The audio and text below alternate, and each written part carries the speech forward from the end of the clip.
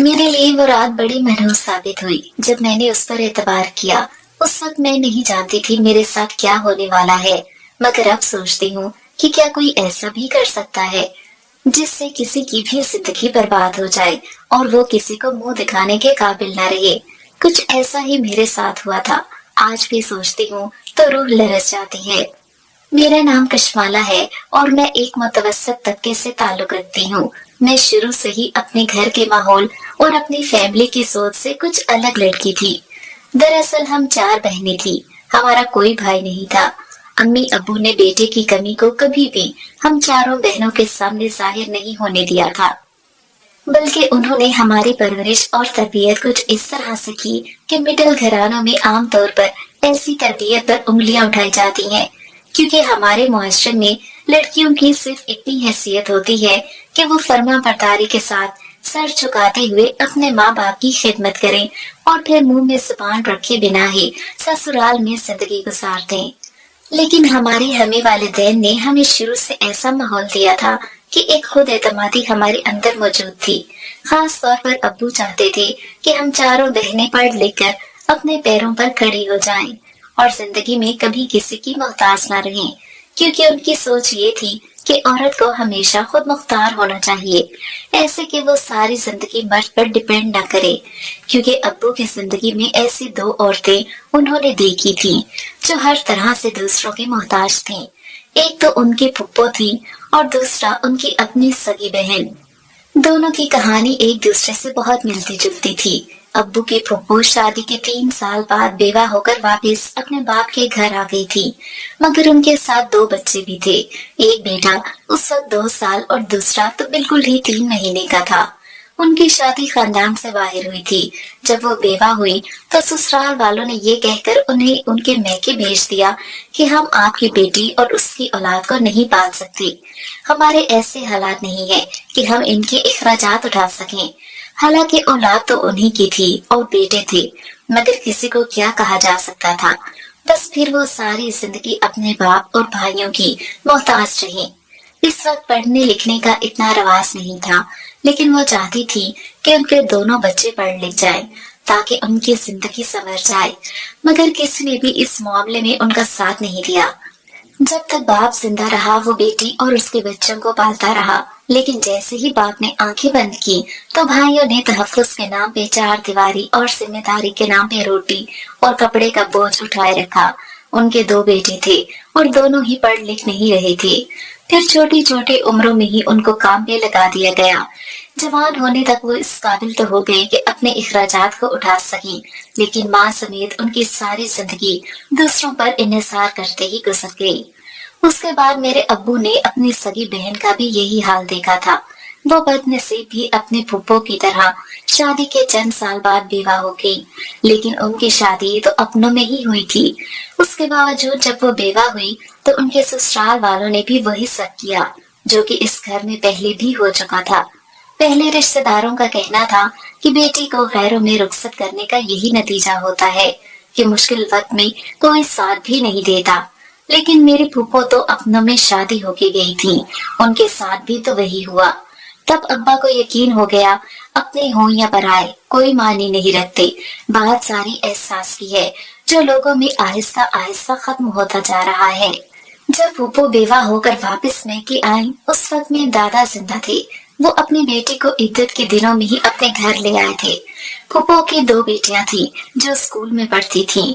मैके वापस आने के बाद फूफो ने मेरे दादा से कहकर अपनी बेटियों को स्कूल भेजना तो शुरू कर दिया, मगर अब्बू ने हमेशा बहन को छोटी छोटी बातों और जरूरतों के लिए दूसरों का मुंह तकते हुए देखा था। मेरे अब्बू बहन भाइयों में सबसे छोटे थे। जब उनकी बहन बेवा होकर वापस घर आई थी तब अब्बू स्कूल में पढ़ते थे, और मजे की बात तो ये थी कि अब्बू की अपनी भांजियां अब्बू से सिर्फ 2 क्लास पीछे थी। यही 2 तजर्बे अब्बू की जिंदगी का सबसे बड़ा सबक बन गए। जब अब्बू ने नौकरी करना शुरू की तो मुमकिन हद तक अपनी बहन को सपोर्ट करने लगे, लेकिन बाकी भाइयों और रिश्तेदारों ने कुछ खास नहीं दिया। फूफो की जिंदगी भी ऐसे ही गुजर गई। जब उनकी बेटियां शादी के काबिल हुई तो फूफो ने अपने भाइयों की मदद से उनकी शादी कर दी। मेरे अब्बू के लिए ये एक बहुत बड़ा सबक था। और उन्होंने फैसला कर लिया कि वो अपनी बेटियों को जरूर इस काबिल बनाएंगे कि वो अपने पैरों पे खड़ी हो सकें।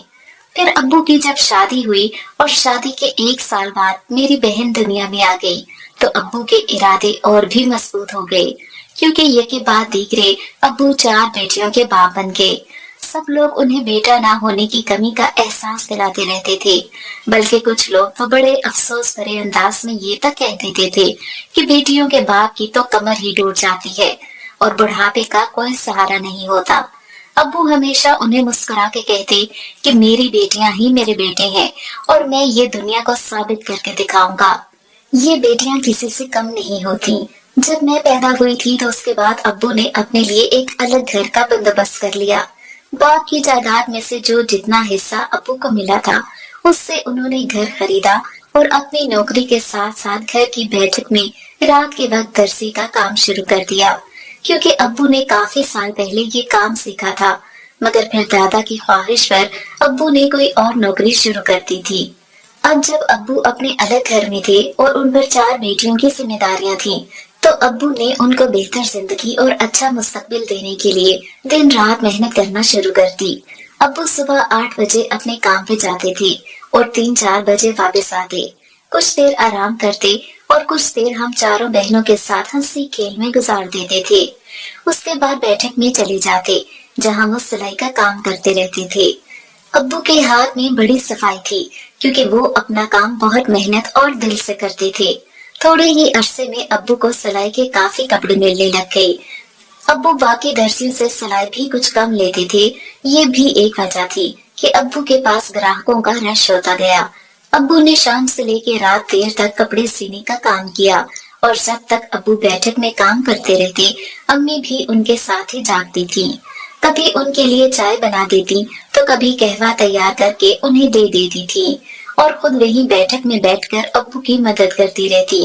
वो अब्बू के छोटे मोटे काम कर दिया करती थी, कपड़ों पर बटन लगाना और इजाफी धागे वगैरह काटना, कपड़े इस्त्री करके तय करना, ये सब कुछ अम्मी ने अपने जिम्मे ले रखा था। दोनों मिलजुल कर बड़ी खुश असलूबी के साथ जिंदगी की गाड़ी को चला रहे थे। दूसरी तरफ हम चारों बहनें अपनी पढ़ाई में मसरूफ थीं। मेरी दोनों बड़ी बहनें एक क्लास में थीं और उसके बाद हम दोनों एक क्लास में पढ़ती थीं। अब्बू ने हमारे स्कूल में एडमिशन्स ऐसे ही करवाए थे ताकि एक दूसरे का साथ भी रहे और पढ़ाई में भी एक दूसरे को सपोर्ट करते रहे। अब्बू ने हम चारों को हमेशा यही सिखाया था कि अपना काम खुद ही करना है और किसी भी काम में किसी दूसरे की इससे ज्यादा मदद नहीं लेनी कि इसके इंतजार में वक्त गुजर जाए। यही वजह थी कि हम चारों बहनें अपना अपना स्कूल का काम खुद करने की आदी हो चुकी थी। यहाँ तक कि हम अपने स्कूल के कपड़े, जूते और बैग वगैरह भी खुद ही सेट कर लिया करती थी। ऐसे ही वक्त गुजरता गया और मेरी दोनों बड़ी बहनें मैट्रिक में पहुंच गईं। उस वक्त हम दोनों 9th में थी। अब्बू चाहते थे कि उनकी दोनों बड़ी बेटियां मेडिकल में जाएं, लेकिन मेरी सबसे बड़ी बहन को कुदरती तौर पर ही टीचर बनने का शौक था। वो पढ़ने पढ़ाने वाला जहन रखती थी। उसने जब ये बात अब्बू से कही, अब्बू ने उसमें भी उसका साथ दिया, क्योंकि अब्बू जबरदस्ती के कायल नहीं थे। उन्होंने मैट्रिक मुकम्मल करने के बाद मेरी बड़ी बहन को उसके फेवरेट सब्जेक्ट में आगे पढ़ने की इजाजत दे दी, जबकि उससे छोटी बहन प्री मेडिकल में चली गई। मुझे भी डॉक्टर बनने का शौक था, जबकि मुझसे बड़ी सवेरा बिजनेस फील्ड में जाना चाहती थी। अब्बू हम चारों के अज़ाइम और सोच को देखकर बहुत खुश होते थे। इतने साल अब्बू ने अपने दोनों कामों को एक साथ चलाया और बहुत ज्यादा मेहनत की थी। मुझे अच्छी तरह याद है कि उस वक्त मैं 3री क्लास में थी जब अब्बू ने ये घर खरीदा था और दोनों काम शुरू किए थे, और अब मैं मैट्रिक में आ चुकी थी। अब्बू अब भी दोनों काम कर रहे थे, मगर अब्बू ने अपने सिलाई वाले काम को कुछ और तरह से सेट कर लिया था। उन्होंने 2 कारीगर भी रखे थे और अब वो ऑर्डर लिया करते थे और उनकी हिदायत के मुताबिक उनके कारीगर कपड़े सीते थे। इस तरह पहले से आमदनी बढ़ चुकी थी और अब्बू पर ज्यादा बोझ भी नहीं था। अब वो रोजाना क्लास में हम सब बहनों को कम से कम 1 घंटा दिया करते थे। उस 1 घंटे में वो हमारे पास बैठते और हमसे बातें करते, हमारे मसाइल सुनते और अपने दिल की बात हमसे शेयर करते थे। इस डेली रूटीन का सबसे बड़ा फायदा ये हुआ कि हम चारों बहनें अपनी हर बात बड़े आराम से अब्बू से डिस्कस कर लेते थे। हमें कभी भी अपने माँ बाप से कुछ छुपाने की जरूरत पेश नहीं आई थी, क्योंकि वो हमारे दोस्त भी थे। कभी कभी तो अब्बू बिल्कुल हमारी सहेली बनकर हमें छेड़ते भी थे। उन्होंने कभी भी हमें दुनियादारी या अपने शौक पूरे करने से नहीं रोका था। मैं अपनी चारों बहनों में सबसे ज्यादा फैशनेबल थी, लेकिन मुझे अपनी हदूद का भी अच्छी तरह से पता था। मैंने कभी भी घर से बाहर कोई ऐसे कपड़े नहीं पहने थे जो नापसंदीदगी की निगाह से देखे जाएं। मेरी दोनों बड़ी बहनें अपने अपने प्रोफेशन में जाने के लिए अपनी अपनी फील्ड में दाखिला ले चुकी थीं, लेकिन दोनों ही अबाया पहनती थीं। मैंने उन्हें अबाए में अपने कॉलेज आते जाते देखा था। यहाँ तक कि मेरी बहन जब मेडिकल में चली गई तो उसने वहाँ पर भी लॉन्ग गाउन के साथ निकाब करना नहीं छोड़ा था। मेरे अब्बू को इस बात पर बहुत फख्र महसूस होता था। वो कहते थे कि औरत को कामयाब होने में ना तो पर्दा रुकावट है और ना ही वो बेपर्दा होकर कामयाब हो सकती है। उन्होंने हमें हमेशा यही समझाया था कि हर चीज इतदाल में अच्छी लगती है। मेरी तीसरे नंबर वाली बहन सवेरा MBA करना चाहती थी, जबकि मेरा मेडिकल में जाने का पूरा इरादा था। लेकिन हम चारों की ऐसी पढ़ाई के लिए अखराजात भी उतने ही ज्यादा होने वाले थे, पर मेरे दूर अंदेश अब्बू ने उसकी भी तैयारी कर रखी थी। उनकी सेविंग्स थी और कुछ रुपया पैसा उन्होंने इन्वेस्ट भी किया हुआ था।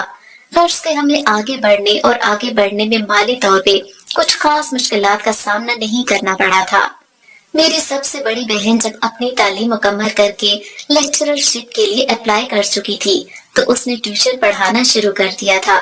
घर में उसके पास जो बच्चे पढ़ने आते थे उनसे अच्छी खासी फीसें जमा हो जाती थी। जब से उसने ट्यूशन पढ़ाना शुरू किया था हमारे माली मसाइल और भी हल हो गए थे, क्योंकि अब्बू की आमदनी का काफी हिस्सा मेडिकल पढ़ने वाली बहन की पढ़ाई में लग रहा था। फिर महज 1 साल के अंदर ही बड़ी बहन की नौकरी कॉलेज में हो गई। उसकी तनख्वाह भी अच्छी थी। अब्बू ने उसको साफ साफ कह रखा था कि नौकरी होने के 1 साल के बाद ही उसकी शादी कर देंगे, और उससे भी इस बात पर कोई एतराज नहीं था। अम्मी अब्बू ने मेरी बहन के लिए जो रिश्ते देखना शुरू किए, इस बात को मद्देनजर रखते हुए देखे कि उनकी बेटी का घर और करियर एक साथ कामयाबी से चलता रहे, और ये मेरी बहन की खुशनसीबी कह ले कि उसका रिश्ता एक बहुत ही अच्छी जगह हो गया था। लड़का खुद भी कॉलेज में लेक्चरर था, इसलिए उन लोगों को मेरी बाजी की नौकरी पर भी कोई एतराज नहीं था, बल्कि वो बड़े खुले दिल और सोच के मालिक थे। बड़ी बहन की शादी अब्बू ने मतवाजन तरीके से की थी। शादी के बाद जब वो अपने घर चली गई तब भी उसने नौकरी जारी रखी। मेडिकल में पढ़ने वाली मेरी बहन तीसरे साल में थी जब मैंने भी मेडिकल में दाखिला ले लिया। वक्त गुजरने के साथ साथ मेरे अब्बू की सेहत खराब हो गई थी। वो कमजोर होते जा रहे थे, मगर उनके हौसले अभी भी बुलंद थे। एक बेटी को तो वो कामयाब बना चुके थे और दूसरी भी अपनी तालीम मुकम्मल करने वाली थी। अब उनकी दोनों छोटी बेटियां आगे बढ़ रही थी और वो इस सब के लिए ज़हनी तौर पर तैयार थे। उन्हें अंदाजा था कि अब उनकी जमा पूंजी खर्च होने का वक्त आ गया है। मेरे अब्बू ने सब कुछ हम चारों बहनों की तालीम और तरबियत पर लगा दिया। उन्होंने कभी ये नहीं सोचा कि वो हमारी शादियां कैसे करेंगे, वो हमें लंबे चौड़े जहेज कैसे देंगे। उनके लिए तो बस यही काफी था कि हम जिंदगी में इस काबिल हो रही थी कि अपने साथ साथ कई लोगों का सहारा बन सकती थी, और ऐसा हो भी रहा था। मेरी बड़ी बहन शादी के बाद अपनी जॉब जारी रखते हुए न सिर्फ अपना बैंक बैलेंस बना रही थी, बल्कि वो अभी तक हमें भी सपोर्ट करती थी। उसके शौहर और ससुराल वाले बहुत अच्छे थे।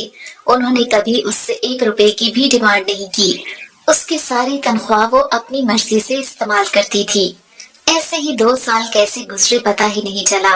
उन 2 सालों में बड़ी बहन के यहाँ एक बेटा भी हो गया, और जो बहन डॉक्टर बन रही थी उसकी हाउस जॉब शुरू हो चुकी थी। मैं मेडिकल के दूसरे साल में पहुंच गई थी। जिंदगी बहुत अच्छी चल रही थी। मैंने बहुत से ख्वाब सजाए थे। मैं अपनी दोनों बड़ी बहनों की तरह निकाब तो नहीं करती थी, बल्कि हर फैशन के कपड़े पहनकर कॉलेज आती जाती थी। अब्बू ने या अम्मी ने मुझे कभी भी किसी बात से रोका नहीं था। अलबत्ता ये जरूर कहते थे कि हम जानते हैं तुम हमारा यकीन कभी नहीं तोड़ोगी, क्योंकि बेटियों को आजादी देना कोई गुनाह नहीं है, और मैं भी अपने माँ बाप की इज्जत अपनी जान से अजीज रखती थी। मेडिकल के तीसरे साल में मेरी दोस्ती फरहान से हुई। वो शुरू से ही मेरे साथ इसी कॉलेज में पढ़ता था। میری کلاس کا ہونہار اسٹوڈنٹ تھا۔ میں نے کبھی بھی اسے کلاس میں یا کلاس سے باہر لڑکیوں سے زیادہ بات چیت کرتے نہیں دیکھا تھا۔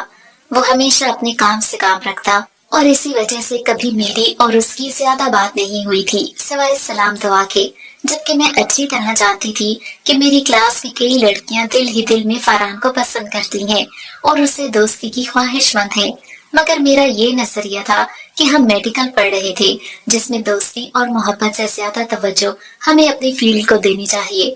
لیکن پتہ نہیں اس دن کیسے فرحان کینٹین میں میرے پاس آ کر بیٹھ گیا۔ وہ مجھ سے پڑھائی کے بارے میں کچھ ڈسکس کرنے لگا تھا۔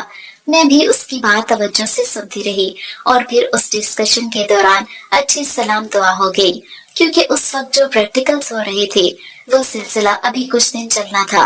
اس وجہ سے روز ہی ہم دونوں کی کافی دیر تک بات چیت ہونے لگی اور دھیرے دھیرے کب یہ بات چیت پہلے دوستی اور پھر محبت میں بدل گئی، ہم دونوں کو ہی اس بات کا احساس نہیں ہوا۔ پورا 1 سال گزرنے کے بعد جب فرحان نے مجھ سے پسندیدگی کا اظہار کیا تو مجھے بہت خوشی ہوئی، کیونکہ میرے دل میں بھی اس کے لیے ویسے ہی جذبات تھے جیسے وہ میرے لیے رکھتا تھا۔ لیکن ابھی ہماری پڑھائی مکمل ہونے میں پورا 1 سال باقی تھا اور ہم دونوں ہی اپنے کیریئر کو لے کر بہت فکر مند تھے، اس لیے ہم نے آپس میں بات چیت کر کے یہ طے کیا کہ ہم اپنی ہاؤس جاب شروع کرنے کے بعد اپنے گھروں میں یہ بات بتائیں گے، کیونکہ فرحان کی طرح مجھے بھی پورا یقین تھا کہ ہمارے گھر والوں کو ہماری پسند اور شادی پر کوئی اعتراض نہیں ہوگا۔ مجھے فرحان نے اپنی فیملی کے بارے میں اتنا ہی بتایا تھا کہ وہ 3 بھائی اور 2 بہنیں ہیں اور ان بھائیوں میں دوسرا نمبر فرحان کا تھا۔ بڑے بھائی کی شادی ہو چکی تھی، جبکہ فرحان سے چھوٹا بھائی کسی کو پسند کرتا تھا اور گھر والے دونوں بھائیوں کی شادی ایک ساتھ کرنے کا ارادہ رکھتے تھے۔ ان کی دونوں بہنیں ان تینوں بھائیوں سے بڑی تھیں اور دونوں ہی شادی شدہ اپنے اپنے گھروں میں سیٹل تھیں۔ اس کے علاوہ میں فرحان کی فیملی کے بارے میں کچھ زیادہ نہیں جانتی تھی اور نہ ہی کسی سے ملی تھی، اور وعدے کے مطابق میں نے بھی اپنے گھر والوں میں سے کسی کو فرحان کے بارے میں نہیں بتایا تھا۔ ایسے ہی وقت گزرتا رہا۔ میری ڈاکٹر بہن کی شادی امی ابو نے اس کی پسند سے کی تھی۔ میرے اور فرحان کی طرح ان دونوں نے بھی کالج میں ایک دوسرے کو پسند کیا تھا۔ میری بہنوئی کا تعلق اسی شہر سے تھا۔ ان لوگوں نے بہن کا رشتہ مانگا تو امی ابو نے دل سے قبول کیا۔ بہن کی شادی کا کچھ مہینے ہوئے تھے۔ تیسری بہن سمیرہ MBA کر رہی تھی، جبکہ میری تعلیم مکمل ہونے میں تھوڑا ہی ٹائم رہ گیا تھا۔ اس کے بعد جاب شروع ہو جانی تھی تو امی ابو نے 2 بیٹیوں کے فرائض پورے کرنے کے بعد میرا انتخاب کیا۔ امی نے مجھ سے شادی کی بات کی تو میں نے انہیں فرحان کے بارے میں سب کچھ بتا دیا۔ امی نے کہا کہ مجھے تمہارے ابو کو کوئی اعتراض نہیں ہوگا، کیونکہ تم جانتی ہو ہم نے اپنی بیٹیوں کی شادی کے سلسلے میں ان کی پسند اور مرضی کو بھی سب سے اوپر رکھا ہے، لیکن ہماری وہی شرط ہوگی کہ فرحان کے گھر والے خوشی سے رشتہ لے کر آئیں تو ہم ہاں کر دیں گے۔ میں نے امی کو یقین دلایا اور پھر فرحان سے کہا کہ اپنی فیملی کو بھیج دے۔ وہ بھی مجھ سے شادی کرنے میں بے حد سنجیدہ تھا اور ہم پچھلے 3 سال سے ساتھ تھے۔ اس بات کے چند دن بعد ہی فرحان کی ماں، دونوں بہنیں اور بڑی بہو فرحان کے ابو اور بھائی کے ساتھ ہمارے ہاں رشتہ لینے آ گئے۔ رسمی بات چیت اور پہلی ملاقات رشتہ داری میں بدل گئی، کیونکہ امی ابو کو بھی وہ لوگ بہت پسند آئے تھے۔ وہ لوگ دراصل گاؤں میں رہتے تھے۔ ان کی فیملی میں سے صرف فرحان ہی ڈاکٹر بن رہا تھا، جبکہ ان کا بڑا بیٹا گاؤں میں اپنے باپ کے ساتھ زمینیں سنبھالتا تھا اور چھوٹا بیٹا کالج پڑھتا تھا اور یہی ہاسٹل میں رہتا تھا۔ یہ بات تو مجھے بھی اس دن معلوم ہوئی تھی کہ وہ لوگ گاؤں کے رہنے والے تھے۔ مجھے حیرت ہوئی کہ فرحان نے یہ بات مجھ سے کیوں چھپائی۔ پھر میں نے سوچا کہ شاید اسے یہی مناسب لگا ہو۔ بہرحال ان کے یہاں آنے کے بعد امی ابو اور میرے بہن بہنوئی بھی ان کے ہاں گاؤں میں گئے۔ وہ اچھے خاصے بڑے گھر میں رہتے تھے اور ان کی کافی زمینیں تھیں، بلکہ یوں کہا جائے کہ گاؤں کے رئیس لوگوں میں ان کا شمار ہوتا تھا تو غلط نہیں ہوگا۔ جب امی ابو اور بہن اور بہنوئی وہاں سے ہو کر واپس آئے تو انہوں نے ایک خدشے کا اظہار کیا۔ امی نے کہا کہ وہ لوگ خاصے روایتی قسم کے ہیں، ان کی بہویں بیٹیاں بھی پڑھی لکھی نہیں ہیں، ان کی پوری فیملی میں صرف فرحان اور اس کا چھوٹا بھائی ہی پڑھ رہے ہیں، باقی سب تو پرانی سوچ اور نظریات کے لگتے ہیں۔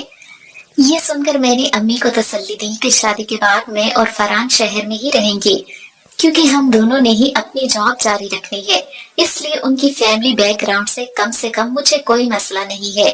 ये सुनकर अम्मी भी खामोश हो गईं और मेरी बहन ने भी अम्मी को समझाया तो वो काफी हद तक मुतमईन हो गई। मेरी दोनों बड़ी बहनें अपनी अपनी जिंदगी के साथ करियर में भी सेटल थी। मैं भी यही सोच रही थी कि शादी के बाद मैं और फरहान एक छोटा सा हॉस्पिटल बनाएंगे, क्योंकि फरहान ने मंगनी के बाद ही मुझसे जिक्र किया था कि उसे जमीन जायदाद का काफी हिस्सा मिलना है और उसका यही इरादा था कि वो अपना हॉस्पिटल बनाएगा। मैं भी खुश हो गई। इससे बड़ी बात क्या हो सकती थी कि हम दोनों मियाँ बीवी मिलकर अपना प्राइवेट हॉस्पिटल चलाएंगे। यही सब सोचकर एक अच्छे गुमान के साथ मैं जिंदगी में आगे बढ़ रही थी, लेकिन ये नहीं जानती थी कि मेरी जिंदगी में एक तूफान आने वाला है जिसका ताल्लुक फरहान से होगा। हुआ कुछ यूं कि मंगनी के 2 महीने बाद ही हमारी शादी की तारीख फिक्स हो गई। हम दोनों की हाउस स्टॉप शुरू हो चुकी थी, इसलिए अम्मी अब्बू अब मेरी शादी करना चाहते थे। शादी तय होने के बाद तैयारियों का सिलसिला शुरू हो गया। मैं कभी अम्मी के साथ तो कभी अपनी किसी बहन के साथ बाजार चली जाती थी, क्योंकि मुझे अपने सारे कपड़े डिजाइनर से बनवाने थे। दूसरी तरफ फरहान की अम्मी ने भी फरहान को मेरे कपड़ों और ज्वेलरी की सिलेक्शन के बारे में कहा था कि हमारी बहू को साथ ले जाकर ये चीजें उसकी पसंद से ले लो, बाकी हम देख लेंगे। मैं इस बात पर बहुत खुश थी कि गांव में रहने के बावजूद वो लोग रोशन ख्याल थे। मैंने बड़े दिल से सारी शॉपिंग की और वलीमे के लिए भी कपड़े और ज्वेलरी वगैरह अपनी पसंद से खरीदे, जो फरहान ने अपने गांव भिजवा दिए। मैंने उन कपड़ों के साथ ही अपना नाप भी भेजा था ताकि वो आसानी से कपड़े सिलवा सके। लेकिन मेरी शादी से तकरीबन 10 दिन पहले जब अम्मी और बहन अपनी शॉपिंग के लिए मार्केट गए हुए थे, उस वक्त मैं घर में अकेली थी। मुझे अंदाजा नहीं था कि मेरे साथ क्या होने वाला है। मैं अपने काम में मसरूफ थी कि अचानक बेल बजी और दरवाजे पे मेरा देवर आया था। मैंने उसे घर के अंदर आने को कहा तो वो कहने लगा कि जल्दी से अपना कोई नाप दे दीजिए, क्योंकि डिजाइनर से पहले वाला नाप मिसप्लेस हो गया है और दिन कम रह गए हैं। मैंने उसकी बात पर फौरन एक कमीज अपनी अलमारी से निकालकर उसके हवाले की, जिसे लेकर वो रुका नहीं, जबकि मैंने उससे चाय वगैरह का भी पूछा था। उसके बाद मैं दोबारा काम में मसरूफ हो गई और जब अम्मी वगैरह वापस आई तो मैं उनकी शॉपिंग देखने लग गई। मुझे बिल्कुल याद नहीं रहा कि मैं किसी को बताती यह नाप लेने के लिए देवर आया था, और ये बात मेरे जहन से ऐसी निकली कि मैंने फरहान से भी इसका जिक्र नहीं किया और बात आई गई हो गई। वैसे भी शादी की तैयारियां अभी काफी रहती थी और टाइम कम था, जो बड़ी मुश्किल से कामों में एडजस्ट किया। मेरी बड़ी दोनों बहनें भी शादी में शिरकत के लिए आई थी और उनके बच्चे भी साथ थे। ऐसे ही हंसते खेलते शादी का दिन आ गया और मैं दुल्हन बनकर फरहान के घर उसके गांव चली गई। तय ये हुआ था कि कुछ दिन में गांव में ही रहूंगी, फिर फरहान मेरी पसंद से शहर में घर खरीदेगा और हम दोनों उससे मिलकर सेट करेंगे। इस सब में ज्यादा से ज्यादा 10-15 दिन लगने थे। मैं बहुत खुश थी क्योंकि जिससे मैं मोहब्बत करती थी अब मैं उसकी इज्जत बनकर उसके घर चली गई थी। वहाँ पर सब लोग बहुत अच्छे थे। मेरा गर्मजोशी से इस्तकबाल किया गया। सास ससुर जेठ जेठानी और नंदों ने बहुत मोहब्बत और अपनाई दिखाई। मेरा देवर भी बहुत शरारती कर रहा था। वो बार बार मुझे और फरहान को छेड़ रहा था क्योंकि वो खुद भी किसी से मोहब्बत करता था, और अब फरहान की शादी जब मुझसे हो गई थी तो उससे भी यकीन हो गया था कि वो भी अपनी पसंद से शादी कर लेगा। मेरा वलीमा एक दिन के वक्फे से रखा गया था क्योंकि वलीमा गांव में ही होना था और काफी मेहमान आने वाले थे। शादी का दिन और उससे अगले दिन में ही मुझे अंदाजा हो गया कि फरहान के घर वाले गांव में जरूर रहते हैं, मगर बड़े दिल के मालिक हैं और उनकी रोशन ख्याली भी मुझ पर अयां हो रही थी। लेकिन थोड़ी सी बातें मुझे कुछ अजीब ही लगी कि मेरी सास और नंदों ने छोटी छोटी रस्में बनाई हुई थी और वो उन रस्मों को लेकर बहुत संजीदा थे। हर चीज का बड़ा ख्याल रखते कि कौन सा काम किस वक्त में होना चाहिए तो वो बेहतर रहेगा। मैंने सोचा कि गांव वाले हैं तो ये सब तो होना ही था, इसलिए मैंने ज्यादा इस तरफ भी तवज्जो नहीं दी क्योंकि मैंने कौन सा गांव में उनके साथ रहना था। उन 2 दिनों में ही मुझे पता चला कि मेरा देवर जिस लड़की को पसंद करता है उसका ताल्लुक भी उसी गांव से है, लेकिन मेरी सास और नंदे उस लड़की को अपनी बहू नहीं बनाना चाहती। ये सब कुछ मुझे फरहान ने बताया था, मगर ये नहीं बताया था कि उनकी माँ और बहनें इस शादी के खिलाफ क्यों थी। अगले दिन वलीमा था। मैं पार्लर में तैयार होने के लिए शहर गई। मुझे छोड़ने तो ड्राइवर के साथ फरहान ही गया था, मगर वापस लेने के लिए मेरे जेठ गए। मैं हॉल में पहुंची और मुझे स्टेज पर बिठा दिया गया। लेकिन जैसे ही मेरे ऊपर से नन ने चादर उतारी तो मेरी सास, नंदे और फरहान बड़ी अजीब नजरों से मेरी तरफ देखने लग गए, जैसे पता ही नहीं उन्होंने क्या देख लिया था। हालांकि मैं गाड़ी में बैठने से पहले अपने आप को शीशे में देख कर आई थी। पता नहीं वो लोग मुझे क्यों इतनी हैरत के साथ अजीब सी नजरों से देख रहे थे, मगर कहा किसी ने भी कुछ नहीं। मैं बहुत घबरा गई। मैंने इशारे से अपनी बहन को पास बुलाया और उससे पूछा कि मैं अच्छी नहीं लग रही, तो उसने मेरी बहुत तारीफ की। फिर सब तस्वीरें बनाने और खाने वगैरह में मगन हो गए, लेकिन मेरा दिमाग और दिल उलझा रहा, क्योंकि मैंने भी ये महसूस किया था कि फरहान की माँ और बहनें पहले की तरह खुश नजर नहीं आ रही थी, बल्कि उन्होंने तो मेरे साथ बैठकर रस्मी सी खाना पूरी की थी। जैसे तैसे वलीमे का फंक्शन खत्म हुआ। उस दिन मेहमान बहुत ज्यादा आए थे। सभी ने मेरी बहुत तारीफ की और तोहफे भी खूब मिले थे। फंक्शन से फारिग होकर अम्मी अबू मुझे अपने साथ ले गए, जबकि फरहान की फैमिली अपने घर चली गई। ये पहले से ही तय हो चुका था कि वलीमे के अगले दिन मेरे घर वाले और उनके घर वालों की दावत करेंगे और वो मुझे अपने साथ ले जाएंगे। लेकिन अगले दिन मैं बड़ी हैरान हुई कि दावत में सिर्फ फरहान के अम्मी अब्बू और जेठ आए थे, बाकी कोई नहीं आया था। और मेरी सास भी कुछ चुप चुप सी लग रही थी। फरहान का मूड तो ठीक था, लेकिन वो भी ज्यादा बात नहीं कर रहे थे। खाने से फारिग होकर हम गांव के लिए रवाना हो गए। पूरे रास्ते में किसी ने भी मुझसे कोई बात नहीं की थी और घर जाने के बाद भी सास सीधी अपने कमरे में चली गई। मेरी नंदे अभी वहीं पर थी। मैं उनसे मिली तो उन्होंने भी बनावटी सा अंदाज अपनाया। मैं अपनी सोचों में उलझी हुई कमरे में गई और फरहान से पूछा कि ये सब क्या हो रहा है। जब से वलीमा हुआ है सब बदल गए हैं, यहाँ तक कि आप भी वलीमे में मुझे बड़ी अजीब नजरों से देख रहे थे। वो तो मैं सीधी अम्मी अब्बू के साथ उनके घर चली गई, इसलिए बात करने का मौका ही नहीं मिला। लेकिन मैंने सोचा था कि आज सब ठीक होगा, मगर सबके मूड बने हुए लग रहे हैं और कोई भी मुझसे ठीक से बात नहीं कर रहा। आखिर क्या वजह है? फरहान ने कहा, तुम्हें नहीं पता क्या वजह है? जब ये शर्ट जो तुमने वलीमे में पहनी थी वो तुम्हें पहनने के लिए मना किया गया था, तो फिर तुमने वो क्यों पहनी? ये सुनकर मैं बड़ी हैरान हुई कि मुझे कब और किसने मना किया और भला मना करने की वजह क्या थी। मैंने फरहान से कहा कि आपकी बहन ने ही तो मेरी सारी चीजें गाड़ी में रखी थी। जब मैं पार्लर गई थी, इस सामान में से जो कपड़े निकले मैंने तो वही पहने थे। फरहान मेरी बात सुनकर हैरान हो गए और मेरा हाथ पकड़कर अपनी अम्मा के कमरे में ले गए। वहाँ अपनी दोनों बहनों और चिटानी को बुलाया और उनके सामने सारी बात खोल के रख दी। मेरी सास भी हैरान होकर मुझसे पूछने लगी कि तुम्हारे सामान में से ये शर्ट निकली है। मैंने कहा कि आप फरहान से पूछें, वो खुद मुझे वहाँ छोड़ कर आए थे। फिर ये कैसे हो सकता है कि किसी ने कपड़े बदल दिए हो? अभी मैंने इतना ही कहा था कि अचानक से मुझे याद आया कि जब मैं पार्लर पहुंची थी तो उसकी थोड़ी देर बाद पार्लर वाले ने मुझे बताया था कि आपके घर से आपका देवर एक लिफाफा लेकर आया है और कह रहा है कि भाभी का जोड़ा तो घर पे ही रह गया था। फिर पार्लर वाले ने मुझे वो पैकेट दिया और मैंने वही कपड़े पहने थे जो उसमें से निकले थे। मेरी बात सुनकर सब एक दूसरे का मुंह देखने लगे। उन लोगों को मेरी बात पर यकीन आ गया था और उसकी भी एक वजह थी। फरहान की अम्मा ने फौरन अपने छोटे बेटे को बुलाया और उसके सामने सवाल किया कि तुम पार्लर अपनी भाभी का जोड़ा लेकर क्यों गए थे? वो हक्का बक्का रह गया। तभी मैंने अपनी सास को बताया कि शादी से 10 दिन पहले ये मेरा नाप लेने भी आया था और ये बात बताना मैं भूल गई थी, क्योंकि मैं तो यही समझ रही थी कि वाकई नाप गुम हो गया होगा।